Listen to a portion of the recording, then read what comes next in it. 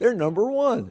We'll play New Orleans this weekend, hoping for a win that can put them on the top of the NFC South. Actually, they're already there. Here to talk about those stories and more is WFAE education reporter James Farrell. He's here along with Mary Ramsey, local government accountability reporter for the Charlotte Observer. Ashley Fahey is managing editor of the Charlotte Ledger, and Erik Spanberg is managing editor for the Charlotte Business Journal. They'll duke it out amongst themselves. Well, welcome, everybody. Irina's law took effect on December the 1st in response to the August stabbing on the light rail. Just days after that law took effect, there was another stabbing, and it has revived concerns about safety on Charlotte public transit. Mary, what happened? So police say that this stabbing was the result of an altercation between two men riding the Blue Line, happened near a stop in Noda. A man who officials say is an undocumented immigrant from Honduras who has previously been deported from the United States has been charged with first-degree murder, additional charges, as well as a federal charge similar to the suspect in the Irina Zarutska case. Yeah, Oscar Um, Zalorzano, I think is how you say his name. He's an Honduran. He faces a rare federal charge which came down yesterday that could send him to prison for the rest of his life. Correct, yes. And this is similar to a charge that the federal government filed against Carlos Brown, who is the suspect in the Irina Zarutska case. The man who was stabbed, police say, is continuing to recover. Reports indicate that he said something to the suspect, and an altercation ensued. And an interesting kind of side note that came up this week, the person who was injured apparently also is facing a charge from an unrelated previous case from a few weeks ago. Mr. Solorzano, who is the alleged attacker here, has been charged federally with a terrorist attack or other violence against a mass transportation system. It's rarely used. It's a relatively new, I think, charge at their disposal, but they're using it anyway. This second stabbing in just over 3 months, like that of Irina Zarutska, almost immediately caught the attention of the White House. Donald Trump posted on Truth Social, quote, another stabbing by an illegal migrant in Charlotte. What's going on in Charlotte? Democrats are destroying it like everything else, piece by piece. End quote. Of course, the first stabbing was allegedly perpetrated by an American citizen on a Ukrainian immigrant. This time it was the other way around.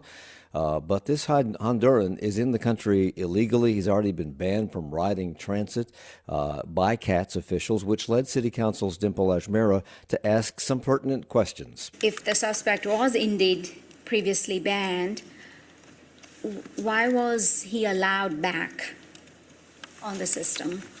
And how are we enforcing those bans? Erik, how are we?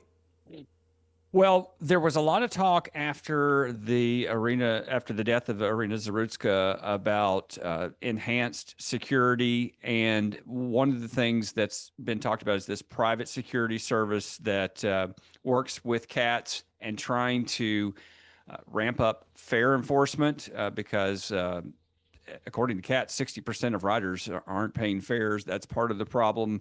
But the specific issue you're asking about, Mike, is really interesting because they have talked about more facial recognition technology and things that they can do to enforce bans, but those things have not happened yet. And it seems to me it would be pretty easy for someone who's been banned to walk back out onto a platform and get on a train or a bus. I mean, how are people going to know? I mean, there's so many people on buses and trains. How are you going to know?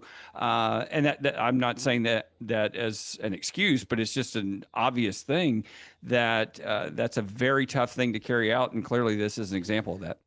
I want to come back to some of the measures they say they have taken to make things safer on transit. But first, Border Patrol Commander Greg Bovino, who, if you recall, was here just before Thanksgiving with his band of merry men, the controversial incursion of his agency, the Border Patrol Agency, into Charlotte.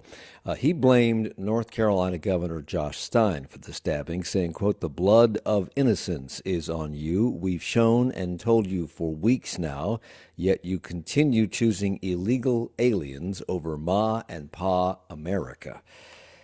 One problem with that, correct me if I'm wrong, Bovino was charged with removing the worst of the worst when he comes into a city like Charlotte. This suspect was deported twice. He's re-entered 3 times. His criminal history includes a prior robbery conviction in New Jersey. If he isn't the worst of the worst, I don't know who is.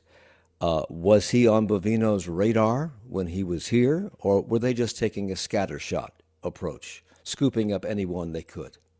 Well, we know this much. We know that the Border Patrol, when they came, they made somewhere around 425 arrests, and very few of the people arrested, the names and charges, most of those have not been disclosed. And of course, many of us were reporting about the scattershot approach that you just mentioned, that agents were riding through parts of town and just pretty much randomly targeting people. So as you can see, there is plenty of finger pointing to go around, and it is in full force. So, Mary, somebody from the Observer rode the light rail and wrote about that experience this week in the paper. They said that no one checked to see if they had bought a ticket. They had. No one checked on anyone else that they could see, they said. Further, they said there wasn't much of a security presence. What did they report about that lack of security? What did they say? Yeah, so that experience does to an extent echo what Katz has been saying since the Irina Zarutska killing, that they are increasing staffing, they are increasing fare enforcement, but that it's unrealistic to have a security person on every train for every ride, to have every ticket checked on every ride, that Katz system is not designed to have any sort of turnstile or gated entrance to the light rail system where you have to show a ticket to sort of get into a gated off area to get on the train. So that's something that, Katz has been facing questions about since this summer when the Irina Zarutska stabbing happened, but something that they've continued to say will either require, sort of a really major overhaul of how the system is designed or a really, really significant increase in spending and staffing. Erik. Mike, I think some important context as we move forward with this is remember that the tax that was passed in November to expand transit and roads, part of that was a new 27-member authority that has been created. They will meet for the first time next week. And a big thing that was discussed toward the tail end of that campaign in the wake of Irina Zarutska's murder was the idea of forming a transit-specific police force. I would imagine that's going to be one of the first topics, and it will be quite interesting to see how many people they might want to serve on that, what it would cost, how it would work, because all the questions you're asking would feed right into that kind of force. Ashley, following the stabbing, Mayor Lyles said that the city had, quote, invested heavily in increasing security on our transit system, and CMPD had been proactive in increasing its presence across the city. How much money have we invested in security on the transit system, and what do we have to show for it? I don't actually know the answer to the amount, but I think there's a lot of questions being asked. This week, a lot of GOP members have been kind of going public and saying, we need to be spending whatever money we can on transit security and safety. The city recently approved a $3.4 million kind of PR contract for trying to get people to use the transit system. And that kind of had some backlash because they're saying that money could be going instead to security. So I think there's just obviously a lot of attention on this right now, a lot of questions, especially as we're thinking about, to Erik's point, building out our transit system and what kind of investments are going to be made in the future for security, especially since this has happened twice in such a short period. Katz says they have deployed additional off-duty CMPD officers and hired private security personnel and are utilizing new technology and safety reporting tools since the death of Irina Zarutska. Could it be, Mary, that the reporter that rode the train for the Observer to detail all of this didn't see any security personnel because they're in plain clothes? I can't say exactly what sort of uniform or clothing these security people are wearing. I know a big question that came up in the wake of the Irina Zarutska killing, and specifically in the audit report from the state auditor's office of CAT system, that they sort of Republican state auditor Dave Bolliak sort of called Charlotte out for, is that while the overall number of security staffing has gone up in recent years, he was concerned that the vast majority of the security people are unarmed as opposed to armed security. So that has been a point of discussion, and I imagine will continue to be a point of discussion as this political rhetoric around safety and safety on the light rail specifically continues. And what kind of new technology is being used? What are the safety reporting tools he was referencing? Does anybody know? Something I've heard floated, and Erik mentioned it previously, is facial recognition technology as Okay. something that could be coming to help with things like fare enforcement and also enforcing. Yeah, but that could be coming. They're claiming it's here. Whatever they're doing is happening now. So what's coming is coming, but what's happening now? Do we know? Well, some of the things they did, remember, Mike, they started using a lot more off-duty officers. That was one thing. They had more hours for that group of people. They started with enhanced the bike patrols, the smaller vehicles that could get in and around the rail trail and some of those parts of light rail that you can't get to quickly with a car. So those were several of the things that they did, and those were announced, I think, in September, late August, early September. So those things are happening. Okay. In an interview with WCNC TV with Ben Thompson, Lyles said that safety needs to be a priority on transit, particularly on the trains, and particularly as these trains expand now to the northern towns. If we're going to build new transit lines, and we are going to build one because we've committed that to the northern towns, we're going to have to build one that is already planned as a safe space to be. Would that include retrofitting blue line stations too? I don't know if we'll be able to do that, but we really are diving deeply into that conversation, and there will be some kind of assessment there. So there is a conversation about putting turnstiles or some kind of gating system on the red line, and retrofitting the blue line would be incredibly difficult at this stage. But if they're looking to closing off these platforms so that you have to buy a ticket to get on the platform and to ride the train, which is what is in place on most other systems in the country, evidently, will that keep criminals away? Won't they just buy a ticket? Well, I mean, that's a good question. I mean, part of the answer is, of course, nothing is 100% foolproof. So we have to be realistic about this. And at the same time, when you have two incidents like this in 3 months, clearly there is a huge problem that has to be addressed. Yeah. And they tried to address it at the General Assembly level with the passage of Irina's Law, which went into effect on December the 1st, 12 days ago. We'll talk about the impact or the effectiveness of that and other things when we come back. And we'll also talk about staving off cuts to Medicaid that the governor has decided to, a measure the governor has decided to take. It's Charlotte Talks on WFAE. On the next Charlotte Talks, in 1944, Hickory became the epicenter of a polio outbreak. First one case, then dozens more, until hospitals in Charlotte and Gastonia were overwhelmed. Hickory didn't have its own hospital, but a decision was made to build one, and they did, in just over 2 days. That's the miracle of Hickory. But there's more to it, and we fill you in Monday at 9 on 90.7 WFAE. I'm WFAE education reporter James Farrell. Every week, the WFAE Education newsletter brings you the inside scoop on everything going on in education across our region. From deep dives into state and regional test results to in-depth analysis of what's going on in Raleigh and in our area school districts, the WFAE Education newsletter brings everything you need to know about schools to your inbox every week. Subscribe today at wfae.org/newsletters. And coming up tomorrow at 1, it's This American Life. This week, the vexing difficulty of finding the perfect gift. It's This American Life gift-giving guide. That's Saturday at 1 p.m. on WFAE. And you can support WFAE right now by making a donation at wfae.org/donate. And we thank you all for your support of public radio. It's Charlotte Talks on Listener Funded, 90.7 WFAE and WFAG. I'm Mike Collins. It's the local news roundup. We're here with James Farrell, education reporter for WFAE News. He'll be chiming in shortly. Ashley Fahey is with us. She's the managing editor of the Charlotte Ledger. Mary Ramsey is local government accountability reporter for the Charlotte Observer. And Erik Spanberg is managing editor of the Charlotte Business Journal. There is a perception that has undoubtedly grown with this second stabbing on the light rail that transit is not safe. So the city hired a PR firm that Ashley alluded to a moment ago for $3.4 million to counter that impression, and that has created controversy of its own.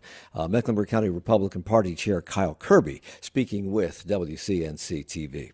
What on earth are we doing with the taxpayers' money if we're not protecting them first and foremost? The controversy, of course, is over whether that $3.4 million should go to cleaning up our image or be better spent on law enforcement and prevention.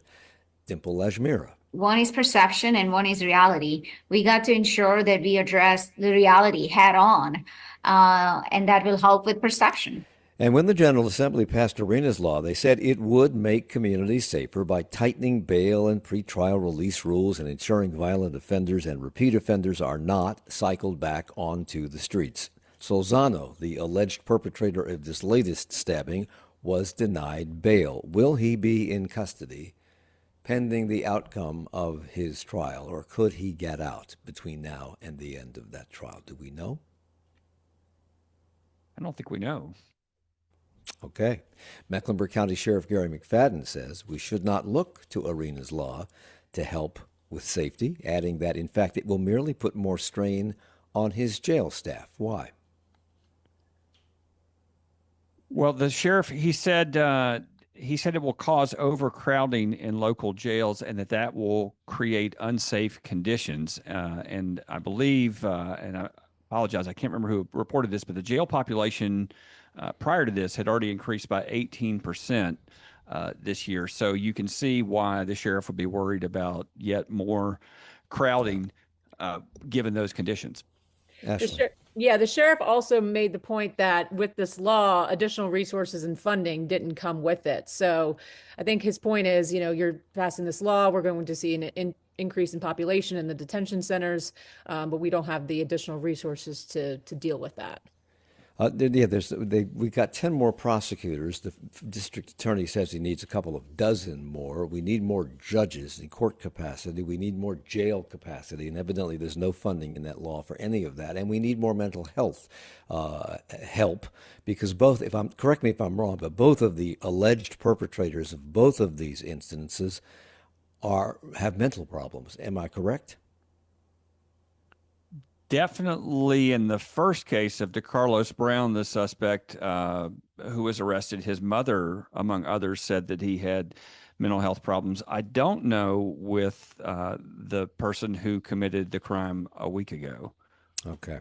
Meanwhile, Doby, the Kenyan Doby, who is the person who was initially hailed as a hero in all of this because he confronted the alleged stabber in the latest incident, that narrative has changed since recovering enough to leave the hospital. Evidently, CMPD arrested him for felony assault, inflicting serious bodily injury, and on misdemeanor charges. And he, too, was taken into custody without bond, pending a court appearance. So we are cracking down on bond, I guess. Yeah, Erik. Oh, Mike, I was just going to mention real quickly when Ashley was talking about Sheriff McFadden and his unhappiness with the lack of additional funding. The Observer reported this week, and Mary, maybe it was you, I'm not sure, that the executive vice president from the North Carolina Sheriff's Association had said that he had not heard anyone complaining about Arena's law on the sheriff's side. So I think that's an interesting piece to this too. Mary? Yeah, I think, Mecklenburg County Sheriff McFadden has sort of been in recent years in a more confrontational mode, for lack of a better phrase, than some other sheriffs with state leaders in Raleigh. His issues with Arenas law are not new. He and many other leaders in local law enforcement and court systems spoke to the county commission a few weeks ago about the implementation of Arenas law and made very similar comments. The phrase of the day at that meeting was unfunded mandate. The fact that the state is putting a lot of new requirements on the court system, on the county jail, and not really providing the county with any additional funding or resources beyond those additional staffers in the district attorney's office that Mike mentioned. So not really a new complaint from Sheriff McFadden, but certainly a conversation that's been renewed by this latest incident. So, moving to another topic that also has funding issues attached, the decision to expand Medicaid in North Carolina was predicated on the federal government paying 90% of the cost. But the lack of a state budget, and because of requirements placed on the state by Donald Trump's big, beautiful bill, Medicaid expansion in North Carolina is now at risk. That's why Governor Stein initially reduced reimbursements for doctors, hospitals, and other providers to make sure that what dollars we have stretch a little bit further. But that money was on schedule to quickly run out. The minute that the state has to pay more than 10%, we're out. Okay? And so that is at risk. We don't know what that's going to look like. That's Dr. Cotrain Penn, Division Director of Clinical and Contractual Services for Mecklenburg County. But now, Governor Stein says he's reversing the cuts he made to reimbursement. This isn't just about the money, however.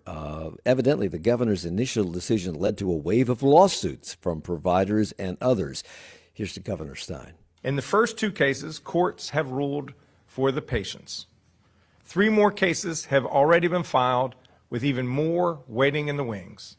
DHHS can read the writing on the wall. So if the governor initially took this action so that the money would last longer, Erik, that must mean it will now run out sooner. How soon? The governor says by the spring. Obviously, that is well before the end of the fiscal year. And Mike, without getting into the weeds too much on this boils down to a fight over the state budget between the governor and the Republican leadership of the legislature. And as many listeners probably already know, North Carolina is the very last and only state that has yet to pass a budget this year. So that's where the standoff is. Which is why the governor has laid this squarely on the shoulders of the General Assembly. All they had to do was their most basic and important job: pass a budget. Understand that only one state's legislature in this entire country has not enacted a budget. That's North Carolina's. So Stein has called their failure, quote, irresponsible and callous and infuriating because it was absolutely unnecessary. His words. Is there any indication that the General Assembly will take action on a funding stream for this, either as a discrete funding stream or because they're going to finally pass a budget? Any indication? Well, we don't know how they're going to solve this, but there seems to be some cautious optimism that it will eventually get worked out. Even the governor himself said that he had spoken to Senate Leader Phil Berger and others, and he thinks that something will happen, but the delay, of course, is causing all kinds of problems. Remember, Mike, we have another 685,000 people who receive health care because of Medicaid expansion. That includes 83,000 that were added in Mecklenburg County. And part of the reason this is so problematic is that when those rates were cut and you get into those lawsuits, while all that's swirling around, clinics, doctors stop providing services, or they provide fewer services. And so people are not getting the care that they need. And also there is the worry that maybe some of those services just don't come back. Meanwhile, Mecklenburg County leaders say uncertainty around state and federal funding could jeopardize behavioral health services if this is not ultimately resolved. And that has Mecklenburg County Commissioner Laura Meyer perplexed. She says healthcare remains too difficult to access, and she reminded people at this week's county commission meeting that nearly 350,000 people in Mecklenburg County alone receive Medicaid. It's reprehensible how this is so complicated, and it's a sin for what the state is doing, what our insurance companies don't do. And it just really blows my mind. So, staying on the topic of healthcare for a moment, Ashley, if prices weren't rising fast enough, if we weren't being nickeled and dimed to death enough, this year, Novant Health began charging for self-administered questionnaires. What are self-administered questionnaires? Yeah, so there's a new thing at Novant, new-ish, I guess. It started last year, where they ask you a series of questions basically around depression, food insecurity, domestic violence. Do you feel safe in your home? Things of that nature. It's a fairly, like I said, fairly new thing. But what they don't So disclose, it's a form, and you check boxes. Because I filled these out. I've done this. Okay. Yes, exactly. So basically it's a screening for, again, mental health, food security, domestic violence. But what they don't tell you is that there is a fee associated with filling out this questionnaire. Many of the insurance providers do kind of cover the fee, but not necessarily always. A few patients have been receiving bills in the mail, usually small amounts like $8, $15. But they're like, we didn't realize there was a fee associated with filling out this form, basically. You know, I have to say that many times in advance of a doctor's appointment, I'll be asked to go online to the portal and fill out this questionnaire. And I get to the office and they hand me a clipboard and I'm filling the same damn thing out again. Can I charge them? I don't know if I'm to answer that, but maybe. Is Novant alone in this practice, or is this a start of a new trend? Yeah, so this is kind of part of a new trend, Mike. We are just seeing, not just with these kinds of questionnaires, but in general, hospitals have started charging patients for services that at one point were more folded into just a regular office visit. So it's not limited to Novant. We don't really know for sure, who in North Carolina exactly is doing this. A few folks have said that they are not doing it, but we didn't hear back from every healthcare system. Are the fees covered by insurance, or is this out of pocket? Many times they are, but some commercial insurers might see it as an extra assessment and then therefore charge it more of an ad hoc basis versus being kind of folded into a regular office visit. So I think that's where some of the confusion lies. So when you think about the number of patients who access healthcare at Novant on a daily basis, each filling out one of these forms at $8 a piece, how much is the hospital making on this? Well, that's the question. I mean, you got to think with the amount of patients you see, $8 per patient, let's just say, that adds up to probably millions in 1 year, I would think. Wow.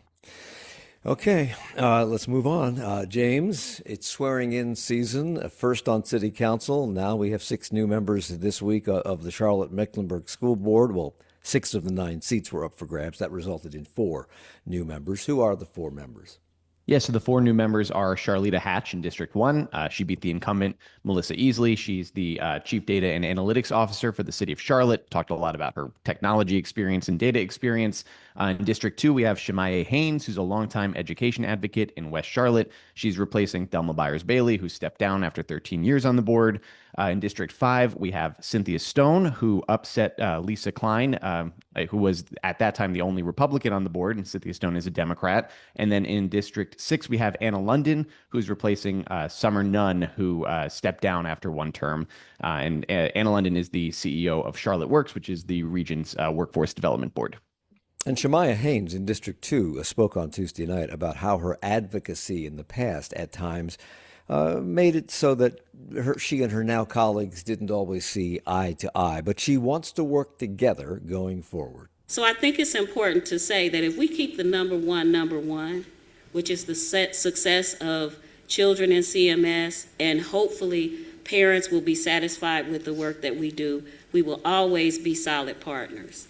In what way was she at odds with these board people previously? Well, Haynes has been very open about the fact that she was a very passionate advocate and sometimes came to board meetings, but she's also talked about kind of the good relationship she's had with board members. In my interview with her during the election season, she talked about approaching Thelma Byers-Bailey, the incumbent who she's replacing, and at times kind of, coming into those conversations a little heated, but ultimately having a really good relationship with her. Byers-Bailey actually endorsed her in the election. And since then, I mean, all things point toward this being a really cohesive board. They all seem to be be very much on the same page. I'll note that Stephanie Sneed, the board chair, posted a TikTok of them all dancing together beforehand. Shemaya Haynes has referred to them as the Fab Five plus one, the plus one being D. Rankin, who was the only one who didn't have an opponent in the election. So right now, the vibes are all pretty good between all of them. So I wouldn't see this as being an issue, at least in the immediate future. But I think Haynes was just referring to the fact that being an advocate sometimes means going to the board and asking tough questions, or, making certain allegations and things like that. And one of the new board's first orders of business was to extend the contract of the current superintendent, Crystal Hill, and without discussion, approve a 7% raise of about $22,500. That takes her to about $340,770 in annual salary. When might she actually receive this additional money? Yes, so the new amendment that they passed says that she will not get the money until the state passes a raise. So obviously that's tied to the budget discussions going on in Raleigh.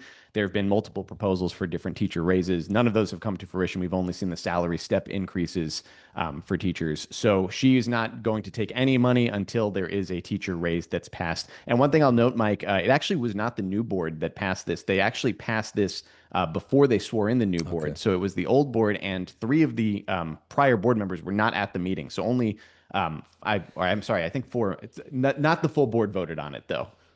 So this raise, whenever it comes, will be retroactive to December the 1st. Will that be the case if and when teacher raises finally get through the General Assembly? That's a good question. I'm actually not sure about that off the top of my head. They also extended her contract. It adds a year to her projected tenure. When will her contract expire now? Yeah, so it was originally set to expire in June 2028. Now it will expire in June 2029. She may end up being one of the longest-serving superintendents. Yes, that's right. I was actually looking at that right before last night. If she makes it to July, she'll have served 3 full calendar years. And the only other person I could find who did that, not counting like interim or acting status, was Peter Gorman in 2006 to 2011, served about 5 years. So she'd be the longest-serving superintendent since that time. Wow, they've taken the wheels off the chair. She's there to stay. CMS enrollment is down, we find out. If you've lived here for any time, it wasn't that long ago that we were doing shows on a monthly basis about how we would ever keep up with the never-ending growth. Where would we put these students? How quickly and where could we build schools to accommodate the growing enrollment at CMS? And suddenly, it's all taken a different direction. Why? That's a complicated issue. There's a lot of different factors involved here. Obviously, one of the ones we could point to that's most recent is the expansion of the private school voucher program. One thing I'll note is that last year that funding had kind of led to a wait list. It got held up a little bit. This is the first full school year where that funding is fully available from the beginning of the school year. So I wonder, and I'm kind of speculating a little bit, if that's reflected in this drop a little bit. Obviously, we've seen the expansion of charter schools. We've seen a lot of demographic forecasters talking about birth rates as well. We have more to talk about with regard to declining enrollment at CMS and a couple of other school issues to go through with James Farrell from WFAE News. And the rest of our folks are here with us as well. We're coming right back at Charlotte Talks on WFAE. Coming up in 20 minutes, it's the 1A Domestic News Roundup. Democrats were on the receiving end of election wins in Miami and Georgia this week. Democratic Representative Jasmine Crockett announced a run for Senate in Texas. She's seeking the seat currently held by GOP Senator John Cornyn. And Congress is considering limiting the Pentagon's travel budget after Defense Secretary Pete Hegseth refused to release footage of a strike he ordered on an alleged drug boat in the Caribbean. 1A covers those stories and more at the top of the hour on WFAE. Are you tired of sifting through countless news articles and sponsored posts to find the stories that matter about Charlotte? Well, we've got a solution for you. Newsworthy, the daily news podcast from WFAE. We share the top stories every morning, saving you time and keeping you informed. Subscribe to Newsworthy, available now everywhere you get your podcasts.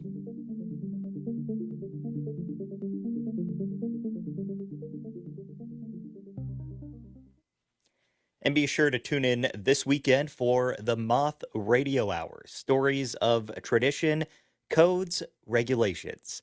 and breaking them wide open. A foul-mouthed boater, a long-forgotten toy car, and a foray to Florida.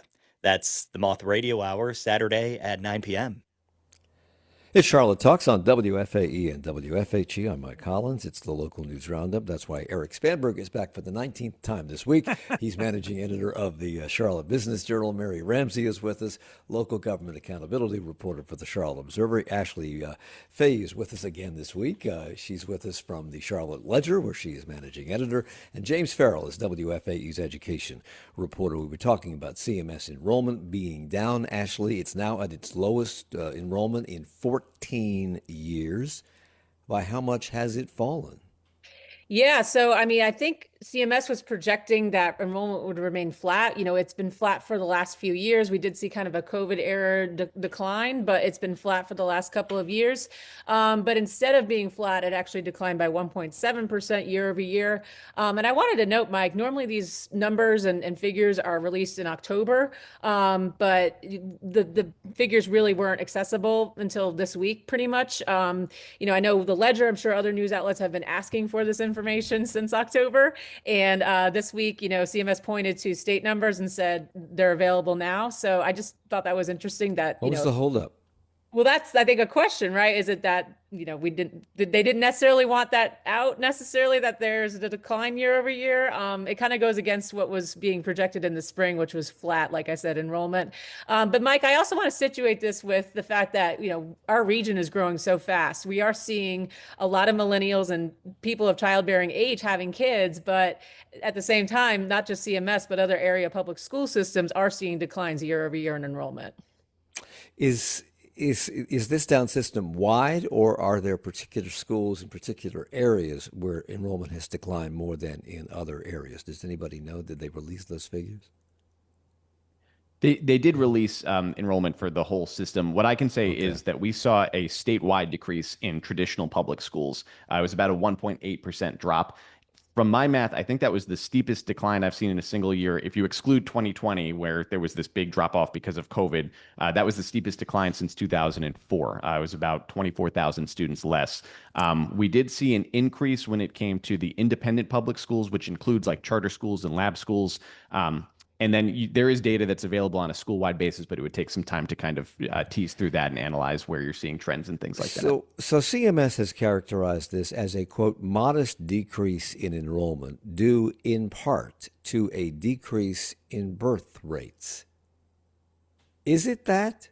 Or is it that we have more opportunity scholarships out there and more people than we thought were going to take advantage of them have done exactly that? I do think birth rates is part of the conversation, Mike, but I don't think it's the full picture. We are just seeing Mecklenburg Charter School enrollment tripled in the past decade. You know, we're seeing an uptick in homeschooling. I don't have the data on that necessarily, but that is a factor. So I don't think it's strictly the birth rate thing, although that is part of it. High school classes especially are shrinking, and I think that's kind of reflecting a trend that we're going to see that will then trickle through to lower grades in coming years. But I just don't think that's the full picture. Is this a blip, or is this the beginning of a trend? At the state level, there was some demographic forecasts that were released in April that showed that public school, like the share of students going to public schools, would decline. The models were a little mixed as to whether that would mean the actual enrollment numbers would decline. Some models said yes, when you factor in the opportunity scholarships, for instance. Some showed maybe a slightly small increase if you don't factor that in. So back to your last question, I mean, I think the opportunity scholarships had to have played at least somewhat of a role in this, as did the increase in charter school enrollment. But certainly at the state level, they're looking at this being a trend of at least public school taking up a smaller share of students than they historically have. And there's a financial aspect to this. I mean, maybe that's why they I don't know whether they were playing slow walking this. I don't know whether that was happening or not, but funding for public education is tied to the number of students in seats in the classroom. So what financial challenges might this bring to our public schools? Well, yeah, I mean, this will lead to a smaller allotment from the state for public schools. I think the bigger question, as we kind of just talked about, is a question of whether this is a longer term trend. If enrollment continues to drop, then you will, continue to see decreases in that allotment. And I think if you speak to public school advocates in particular, they will tell you that there's already not enough funding for public schools. So when you see this is concerning. They'll argue that the resources aren't going there to help make public schools the best they can to attract more students and things like that. Meanwhile, parents of a student at Ardrey High School have filed a lawsuit against the school board, claiming that the school board violated their daughter's right to free speech. What's this about? Yeah, so this refers to the Spirit Rock out front of Ardrey High School. If you're a parent at CMS, you've probably seen these Spirit Rocks where students will paint messages, school spirit messages, and things like that. Back in September, a student had painted a message that said, "Live like Kirk," referencing the murdered conservative activist Charlie Kirk. When this happened, the Ardrey principal, Susan Nichols, put out a message to the school community saying that this was an act of vandalism, that law enforcement had been contacted in an investigation. They were participating in an investigation. Over the course of several weeks, this ended up kind of getting walked back by the school district. They later put out another statement that said this was not an act of vandalism. It did not violate the code of conduct. Law enforcement was not contacted to investigate. There was no criminal investigation. The crux of this lawsuit basically is alleging that this student's constitutional rights for free speech were violated, that she was kind of publicly humiliated and publicly accused of doing misconduct that was later revealed to not be the case. They're seeking damages, and they want an injunction on sort of penalizing people for using the Spirit Rock. It's also worth noting the lawsuit claims that the student did call the school and ask for permission to paint the rock, and says she was granted it, and that any claims otherwise were ended up not being true. Yeah, they claimed that they asked for permission, they were granted that permission, then the school censored her, had the rock painted over, saying that the painting of that rock was unauthorized. The school has since sent out an email clarifying the rock is, quote, not to be used for personal, political, or religious messages. Is this a new policy, or was this in place prior to this incident? Well, the lawsuit alleges that there was sort of a scrambling behind the scenes to kind of piece together a more set policy on the Spirit Rock. The one thing I will also note, the Spirit Rock had a message on there that was a Bible verse. I'm sure that was one of the things that kind of raised concerns, given it's a public school, obviously. And I think that's where that other message, adding the religious part of it, was added in there as well. Mary, we all remember Democrat Tricia Cotham running for her seat in the General Assembly, and when she won, she got back into her seat and changed parties. She became a Republican and gave the House at least temporarily, their veto-proof majority. And when she ran again after that, she squeaked by with a margin of 216 votes. Now, she is facing a challenger in the Republican primary for that seat, and her challenger changed parties to run in that primary. Kelly Van Horn is the challenger. Is she really a Republican, or did she just switch parties to go after Cotham? Yes, so I spoke to Kelly Van Horn this week. She's a teacher and local education advocate. She acknowledged that she has voted in Democratic primaries previously, but also said she's been a, quote, independent voter, that she was sort of drawn to the Republican Party. She quoted to me the preamble to the party rules that were ratified at the most recent Republican National Convention. So she says this isn't a political stunt. She says that she wants to give voters a choice, that she would sort of be a relatively middle of the road independent state legislator. But yeah, certainly adds a wrinkle to this in a race where Cotham was already likely to face a pretty strong challenge from the Democratic Party. Former Matthews Town Commissioner Ken McCool has already filed as a Democrat in the district as well. Also, Representative Cotham has not technically filed for re-election as of yesterday at 5 p.m.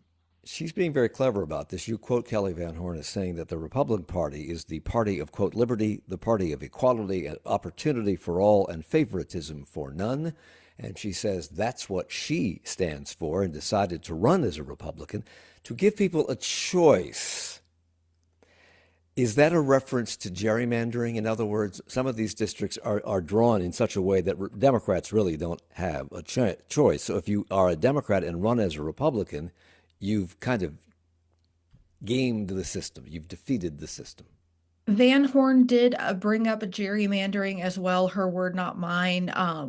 Their district was redrawn after Cotham's party switch as part of redistricting. It did become more Republican friendly. It's not necessarily a deep red district, but there is a Republican advantage based on prior election data. And this is a strategy that we've seen in other parts of the Charlotte area. Kate Barr, who made a lot of headlines when she was running against Vicky Sawyer last year for her campaign slogan that she couldn't win because of gerrymandering, has switched parties and says she did so in name only to challenge Congressman Tim Moore. So not necessarily a new strategy, a little bit of a different situation here. A candidate saying this is more of a change of heart than a political stunt. But again, it did bring up gerrymandering in our conversation as well.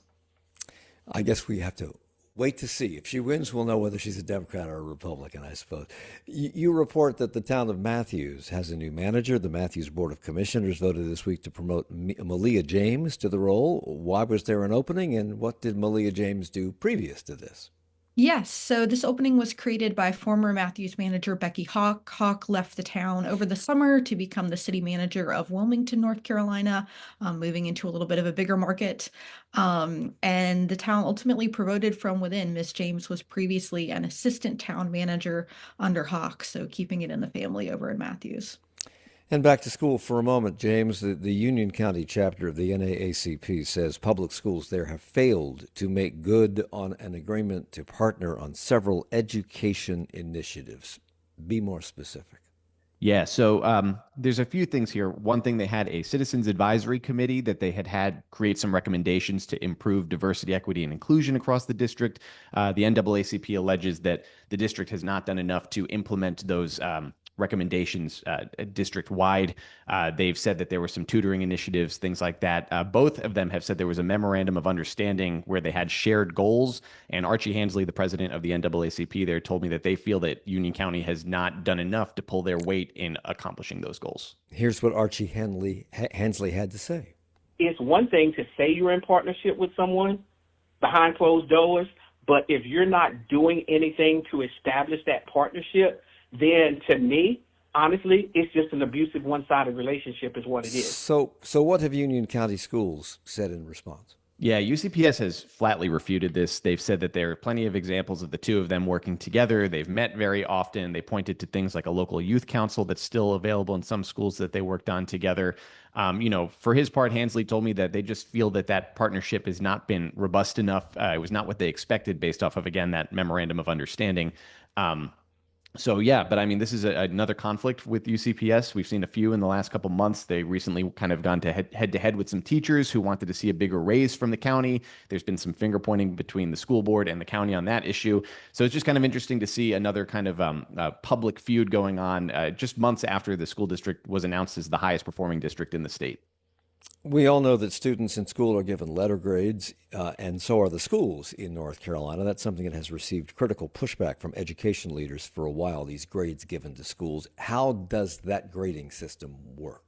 Yeah, so broadly speaking, when you see that letter grade assigned to a school, 80% of that grade is based off of how well students did on state tests the year before, and then 20% of the grade is based off of how much they improved by, or what schools often refer to as growth. But yeah, Mike, like you said, there's been a pushback to this of people saying that it sort of overemphasizes the performance and test results from what is effectively just 1 week out of the school year. And State School Board member Alan Duncan says the existing system offers a narrow view of school performance. We have seen fairly stable rates of new cases the last 4 or 5 years. And in this year, 2025 calendar year, we're actually on track to have fewer cases than we did last year, new cases. And so I think that's a reflection of both the progress that's been made through those initiatives I talked about earlier, and then the work that we're doing to make sure that individuals living with HIV are virally suppressed. Well, that's the wrong cut. Isn't that special?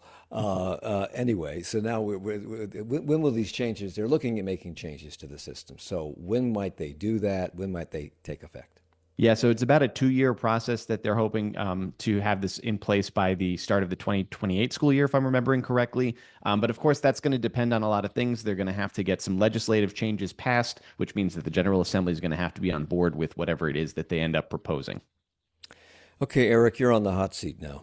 because a trial's been going on for 9 days involving NASCAR team owners, including Michael Jordan, in a suit over NASCAR, and it included NASCAR CEO Jim France. The owners claimed that NASCAR's actions violated antitrust laws.